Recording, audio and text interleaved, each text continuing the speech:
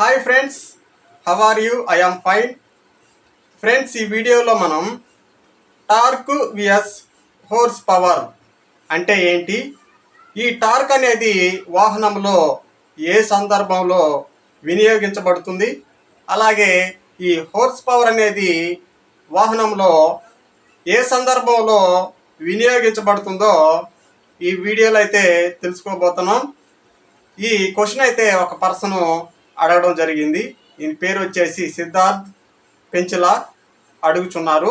Torque vs horse power సింపుల్గా explain చేయమన్నారు. కానీ ఈ సబ్జెక్ట్లో నేను కొంచెము అందరిలా కాకుండా డెప్త్కి మిమ్మల్ని తీసుకెళ్తాను. అక్కడ ఏంటంటే కొన్ని విషయాలు మనకు ఈ టార్క్ అనేది, హోర్స్ పవర్ అనేది ఏ విధంగా ఏ సందర్భంలో వినియోగించబడుతుందో మనకి వాహనంలో తెలుస్తుందన్నమాట. ఇక మనం లేట్ చేయకుండా టాపిక్లోకి అయితే వెళ్ళిపోదాం. ఎగ్జాంపుల్గా నేను బైక్ని తీసుకుంటున్నాను. బైక్ కానీ అలాగే కారు కానీ వీటి రెండిట్లలో మనకి టార్క్ విఎస్ హోర్స్ పవర్ అనేది ఒక్కొక్క సందర్భంలో ఉపయోగించబడుతుందన్నమాట. మరి అది ఏ విధంగా ఉపయోగించబడుతుంది ఏంటనేది మనం తెలుసుకుందాం. ఫస్ట్ ఎగ్జాంపుల్గా నేనేంటంటే బైక్ని తీసుకుంటున్నాను. బైక్లో మనం చూసినట్లయితే 4 గేర్స్ ఉన్నటువంటి 4 గేర్లు ఉన్నటువంటి బైక్ని మనం తీసుకున్నట్లయితే మనకి అక్కడ ఫస్ట్ గేరు అలాగే సెకండ్ గేర్లో మనకి టార్క్ అనేది ఉపయోగించబడుతుంది అన్నమాట, వినియోగించబడుతుంది.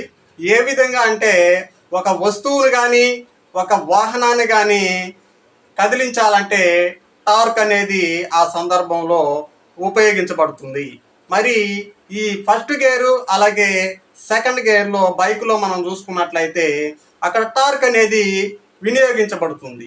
ఏ విధంగా అంటే లోడ్ మీద ఉన్నటువంటి బైకుని కదిలించాలంటే ఫస్ట్ స్టార్టింగ్లో మనం ఒక 2-3 బైక్ మీద ఉన్నప్పుడు అది లోడ్ మీద ఉంటుంది కనుక ఆ సందర్భంలో మనకి టార్క్ అనేది అవసరము.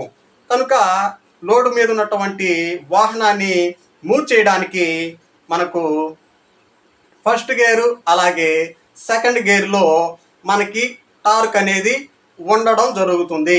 ఈ ఫస్ట్ గేర్ సెకండ్ గేరు రెండు టార్క్కి సంబంధించినటువంటి గేర్లు అన్నమాట, లోడుని లాగడానికి. ఇక వాహనాన్ని మూవ్ చేసిన తర్వాత స్పీడ్గా వెళ్ళడానికి ఆ సందర్భంలో మనకు థర్డ్ గేరు అలాగే ఫోర్త్ గేరు అనేటివి ఉపయోగించబడుతున్నాయి. ఆ సందర్భంలో మనకు హోర్స్ పవర్ అనేది వినియోగించబడుతుంది. మనకు ఈ గేర్ సిస్టంలోనే టార్క్ విఎస్ హోర్స్ పవర్ అనేది ఈ రెండు మిలినమై ఉండడం జరుగుతుంది. మనము ఈ ఇంజనీరింగ్ డిజైన్లో చూసుకోవచ్చు.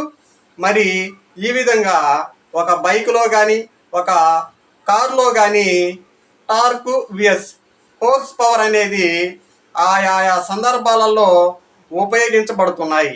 మరి ఇక హోర్స్ పవర్ లేనటువంటి వాహనం మనం చూసుకున్నట్లయితే ట్రక్స్ అన్నమాట.